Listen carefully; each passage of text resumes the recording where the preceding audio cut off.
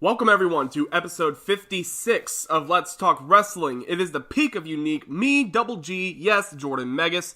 We are back March 15th, 2019, the date this episode is being recorded. We're on the fast road to WrestleMania, just coming off the heels of Fastlane this past Sunday, featuring a triple threat match for the WWE Championship, and a lot has happened since our last episode. I believe the last episode we did was the pre-Royal Rumble show, the prediction for the Royal Rumble.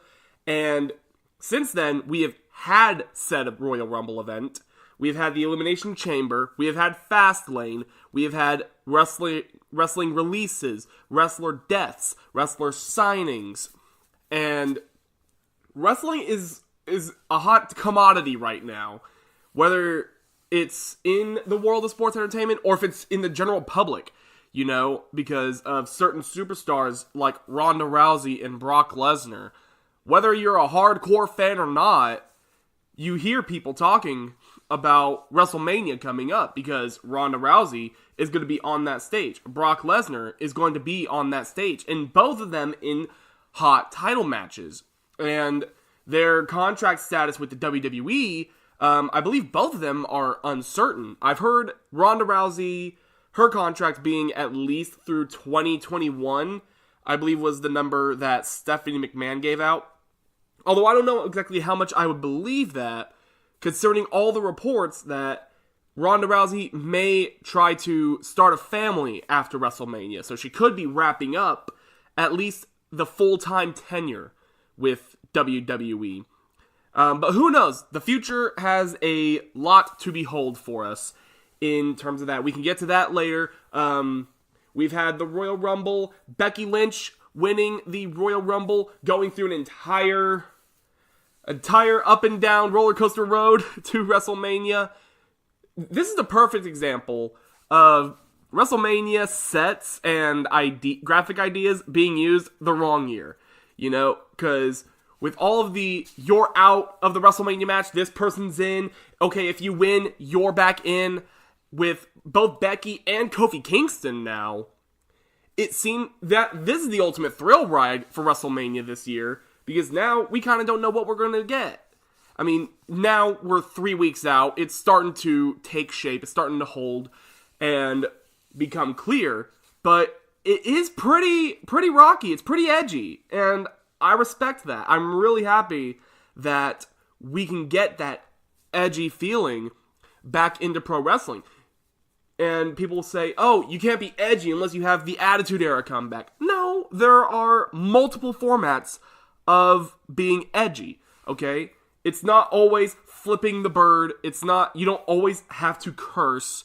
You don't always have to, use profanity out the wazoo to be edgy, and you don't really need, beer truck incidents and hangings, because WWE did that in the Attitude Era. Let's not forget WrestleMania 15, where the Big Boss Man was hung from Hell in a Cell. And I don't mean hung like he was handcuffed to, like, the wall and they raised it 5 feet. No, he was, like, tied to a noose and that was hanging from the top of the cell, and the cell was lifted like a good 10, 15 feet in the air. They were starting to actually rise it back up. And the image of it was just sickening in a good and a bad way. But they don't need to go that far to be considered edgy, At least with the Kofi Kingston program, the Becky Lynch program, to an extent the Seth Rollins, Brock Lesnar program, some of the things going on in WWE right now, they're starting to seem not 100%, oh, this is legit, they legit hate each other, but it adds a level of realism, because we get to see their personalities, their real life personalities, shine through. And that's what we want in a WWE superstar. We want to see the real life personality shine through. And I feel that's what we're getting in WWE right now, and I'm really happy for that. But before we get into the big stake of what's going on in the world of wrestling, I want to thank all of my listeners for subscribing to the show. I want to welcome all of our new listeners, and I would love to welcome you by offering you a free 30-day trial of Audible, the amazing audiobook service where you have over 180,000 titles to choose from. And you can listen to these audiobooks anywhere. You can listen to them on the way to work, working out at the gym, sitting at home, and you just don't feel like, going through the pages. Anytime that you have free time, you can listen to these books. It's $14.95 after the 30-day trial, but we're giving you 30 days to try this service for free using our custom trial link, audibletrial.com/letstalkwrestling. You get a free audiobook download, and if you decide the service isn't for you, that's fine. You can cancel your trial anytime during that 30-day period. You get to keep the audiobook you download at no charge. It's yours forever and a day. So once again, that link is audibletrial.com/letstalkwrestling. And a lot has happened in the wrestling world since our last episode back in January. As I aforementioned just a couple minutes ago, we had 3 pay-per-views since our last episode. A lot of developments. We had also the passing of a couple of wrestling figures. We talked, I believe, on the last episode about the passing of Mean Gene Okerlund, which is still tragic and perhaps will never, fade as being a bad thing to happen. Death comes for all of us, which is a sad fact, but the moment someone that impactful is gone, it hurts. And we had 2 more legends passing away this period between the last episode and now, and those legends being Pedro Morales and King Kong Bundy. Of course, Pedro Morales, I believe he was the man that dethroned Bruno Sammartino during his historic 8-year WWE title reign. And of course, King Kong Bundy main eventing WrestleMania 2. Just a gargantuan of an athlete. 468 pounds. Dude was a monster. Whether he was used for comedy or for being a serious threat to a world championship, you can't deny that he's just a name that comes up whenever you discuss, the late 80s and early 90s of professional wrestling. And same thing for Morales when it comes to the 70s. Both of them very accomplished, and seeing their legacies, of course, Pedro Morales did win the WWE Championship. King Kong Bundy did not, but King Kong Bundy, I believe, is a perfect example. You don't have to win a lot of championships to have a legendary career. You don't need to be drowned in gold to be considered a legend. Think of superstars that have never won the WWE Championship, but are talked more about than superstars that have. We have stars like Roddy Piper, stars like Mr. Perfect, stars like Owen Hart, superstars that we never saw become WWE champion. Well, Owen Hart, you kind of had the 5 minutes glimpse during that mix-up where he almost won the WWE Championship back in the mid-90s, but you still did not see him officially become WWE Champion. And yet we talk about them more than we do, Bob Backlund to an extent.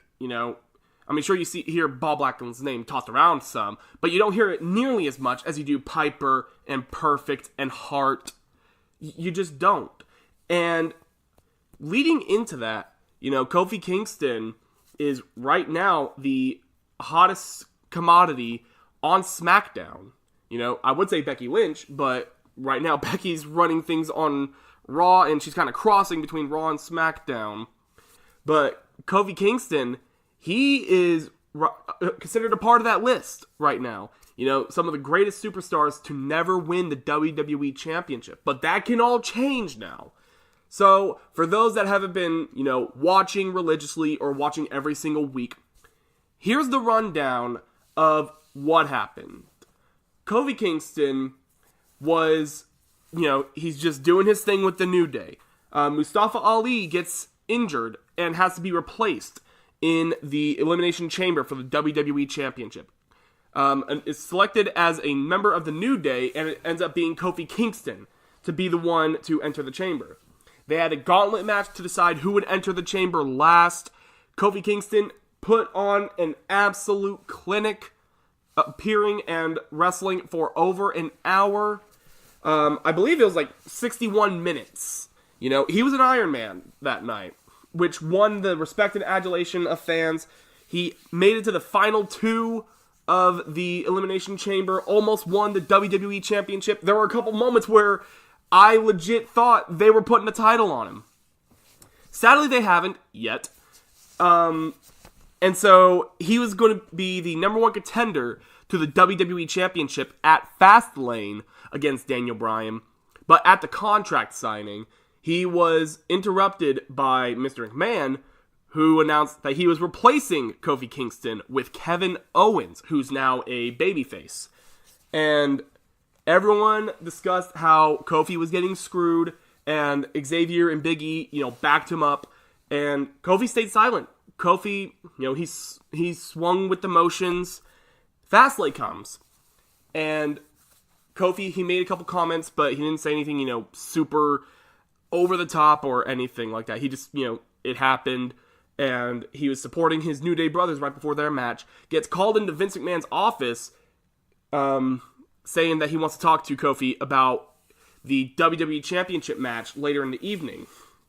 So, later in the night, we see Kofi going into the office, and Mr. McMahon announces that the one-on-one match for the WWE Championship between Daniel Bryan and Kevin Owens is now a triple threat for the WWE Championship. Kofi Kingston goes out to the ring, and the assumption is, triple threat, Kofi Kingston's in. The announcer makes the, announcement that it is now a handicap match, and the WWE Championship match will be later in the evening.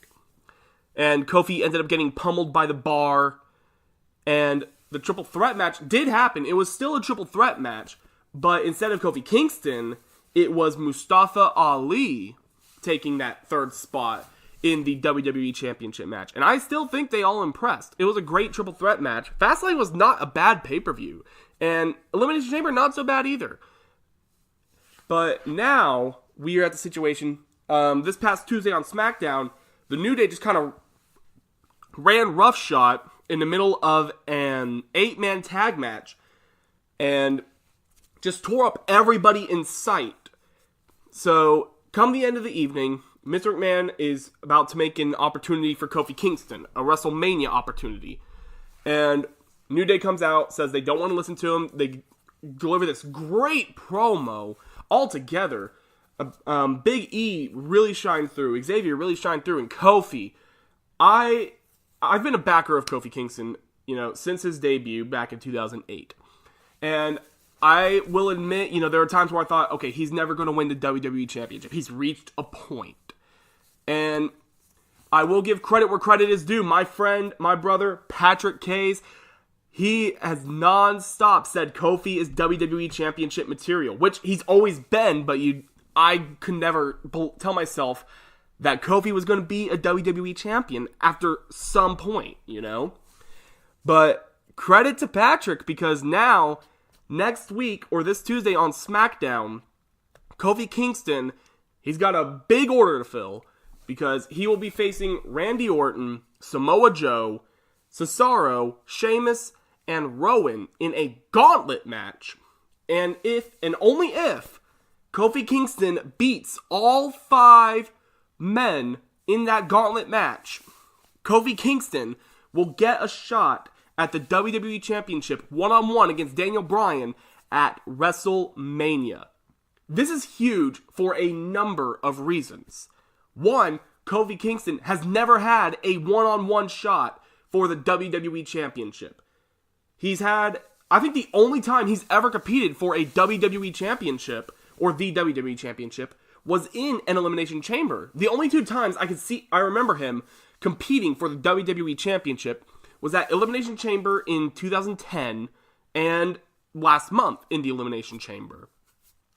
So it'll be his first one-on-one match should he earn the shot against Daniel Bryan this Tuesday. it will also be the first 100% African-American WWE champion should he become the champion come WrestleMania. And of course, he's not going to be the first African-American, period. He'll be the first 100% African-American. Of course, the honor of first African-American overall goes to The Rock, whether you want to believe it or not. That's the fact. But Kofi Kingston will be seen as the first, quote-unquote, truly black WWE champion, which, I mean, it's still a great credit to have. You know, whether you want to acknowledge The Rock or not, Kofi Kingston is an incredible name to slap on that label of first African-American WWE champion. And with Kofi Kingston, it's undeniable. You know, he is 100% in that demographic. But him being WWE champion will be an amazing thing. You know, he'll be creating history with his one-on-one shot, winning his first one-on-one shot for the WWE Championship, becoming the first African-American to do so, become WWE Champion, and if he wins that gauntlet match, which I'm almost under the certain impression that he will, Kofi Kingston will also become the only man in WWE history to beat 4 or more men in a gauntlet match and win. The only time anyone's beaten more than 4 in a gauntlet is Stone Cold Steve Austin in 1999, but he didn't end up winning. So Kofi can make history in a number of ways, which is an incredible testament, and it's an incredible thing to put on your resume. You know, Kofi Kingston, you know, first fully African-American WWE champion, only man to win a gauntlet by beating 4 or more men in the match. You know, and he would have to go coast to coast, obviously. And, you know, Kofi Kingston, 11 years he's been in the business. I'm sure everyone's tired of hearing that number if they've watched SmackDown the last couple of weeks. But yes, 11 years Kofi Kingston has been in this business. And it has been a real struggle for him to get back to this prominent position after, you know, kind of getting that first shot busted up at the end of 2009, early 2010. Although it wasn't his fault. But now he has a chance to become WWE champion. And my question is he going to have, like, you know, a singles theme when he comes to WrestleMania? Or is he still going to be seen as a New Day member? And, you know, they can do a storyline where Kofi utilizes the Freebird rule, and every member of the New Day is a WWE champion, which I do not put it past WWE to do, you know, because I want to see Big E as a WWE champion. Xavier Woods, give him some more time, but I'm sure he could be a great champion. But Kofi Kingston more so deserves it than just about anybody in that company. And it's high time that he gets his shot. Another person that deserves their shot, Becky Lynch. So, I'm sure we all know the story. But just like Kofi Kingston, I'm going to give you the rundown. Becky Lynch wins the 2019 Women's Royal Rumble. Becky Lynch has a quote-unquote knee injury. You know, it's storyline. It's not legit, so people don't fret. She has the injury, is told she needs to see a doctor. She says, no, you're not taking my spot away. So she gets suspended. Says she's sorry, gets the suspension lifted. As soon as the match is back on, Vince McMahon comes out, says, you know what, you're suspended for 60 days, which comes up after WrestleMania. So you're out of the match. Charlotte Flair is in the match. And then a lot of politicking, and it led to a match at Fastlane this past Sunday, where Charlotte faced Becky Lynch, and if Becky won, she would make the WrestleMania match a triple threat. Which, in my opinion, that should not have happened, but I'll get to that in a second. The match ended with Becky Lynch winning because Ronda Rousey came down and sucker punched Becky Lynch while she was in the figure 8. So Ronda wanted the triple threat, and Ronda really came out of her shell, you know, saying, damn the man, screw the woo, and no more Mrs. Nice Bitch, and then just going ape shit on Charlotte and Becky, and now officials, and today she got fined by WWE for her actions. So now it is a triple threat match for the Raw Women's Championship. Ronda Rousey versus Charlotte versus Becky Lynch. And I'm a big advocate for that. You know, I'm excited to see the triple threat match. I'm disappointed that we won't get to see a one-on-one Becky Lynch versus Ronda Rousey, because that's what it should be. But I'm not disappointed with what we got. And that is a problem sometimes when it comes to the wrestling community. We could still get something great, but if it's not exactly what we want, we're going to crap on it. And that's what I hear some people doing. Some people are not a fan. Oh, it's a triple threat match. Charlotte shouldn't be in there. No, she shouldn't, but she is. And it's still going to be a great match at WrestleMania. So what are you complaining about? Oh, but it's not a one-on-one match between Becky and Ronda. Yeah, maybe so. But it's not like we're not going to see Becky and Ronda go at it during that match. There's going to be a moment where Charlotte gets, tossed to the side or tossed out of the ring, at least for a good 2 or 3 minutes, and Becky and Ronda go at it one-on-one. We're still going to get Becky versus Ronda in that triple threat. It may not be the official match, but we're still going to see Becky and Ronda finally throw down. And hopefully we see Becky Lynch claim the Raw Women's Championship at WrestleMania. And with the Superstar Shakeup coming up, you have no idea who's going to go where. So we have that to look forward to, as well as other matches on the WrestleMania card. Of course, Seth Rollins winning the Royal Rumble to face Brock Lesnar at WrestleMania for the Universal Championship. Of course, the WWE Championship match to be determined. We also have the last match of Kurt Angle. Kurt Angle announced that on Raw this past Monday that WrestleMania he will have his last match. And, it's sad to see.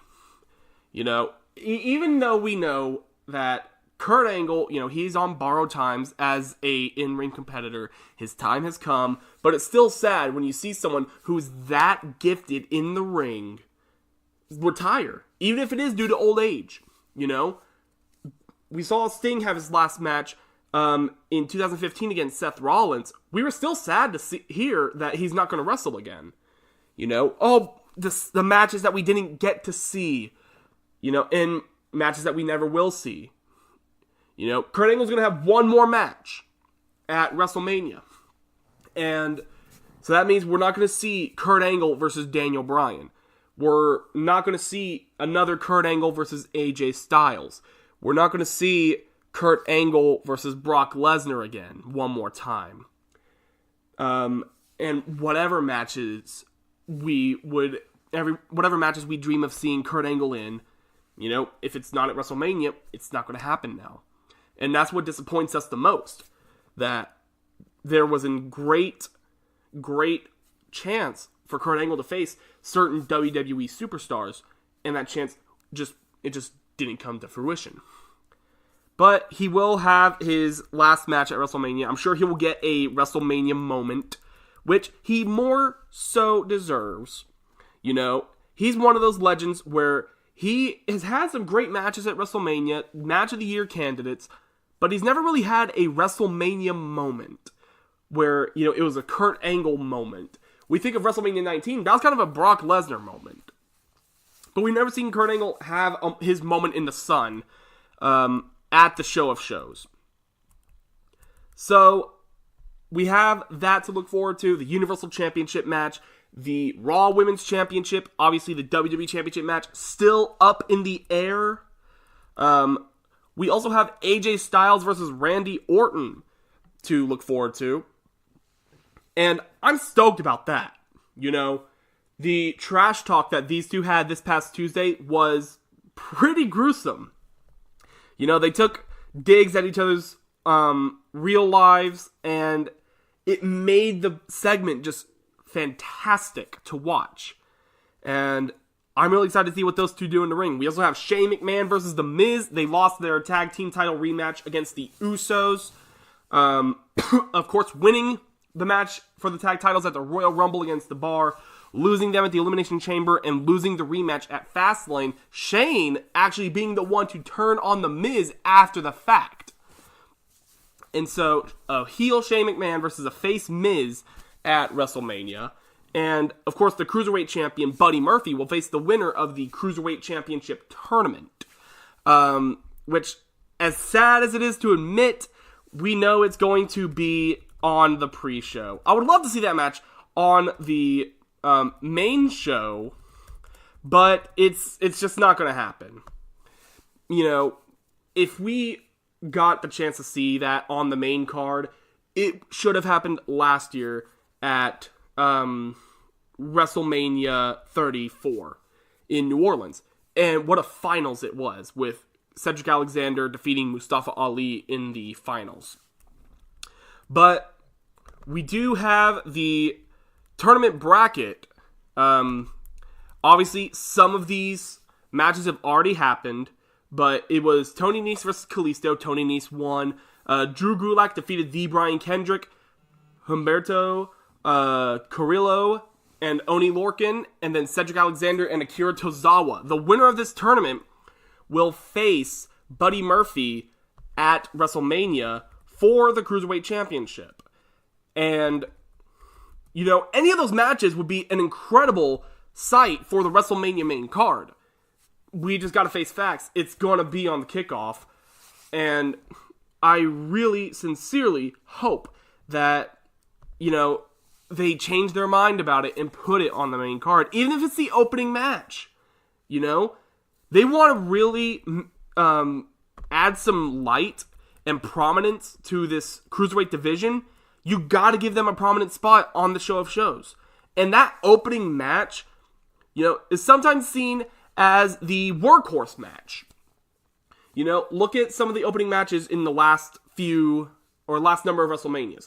We had, last year, it was the triple threat for the Intercontinental title, Miz, Balor, and Rollins. I think 33 was AJ Styles and Shane McMahon. Shane is kind of inexcusable, but AJ is still a workhorse. 32, we had the Intercontinental title ladder match. 31, we had the other Intercontinental title ladder match. You know, but you get my point here, right? You got to have a prominent spot for these men. So, right now, the finals of the Cruiserweight tournament is going to be Cedric Alexander versus Tony Nese.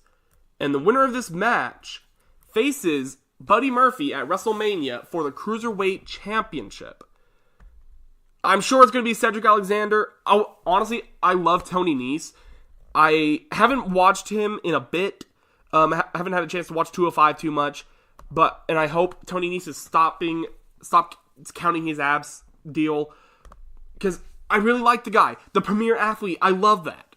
I love his gimmick, and I love the way he works in the ring.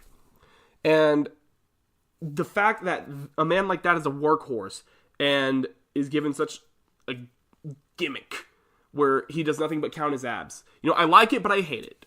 You know, premier athlete, good. Counting his abs, bad. But Tony Nese is a premier athlete in every sense of the word. He has strength, he has speed, he has agility, he has everything you look for in a WWE superstar. Do I want to see Buddy Murphy lose the championship to Tony Nese? That's another question. Probably not, because Buddy Murphy is my favorite member of 205 Live right now. Cedric Alexander, of course, a close second. Him and Buddy kind of go back and forth right now over the last year.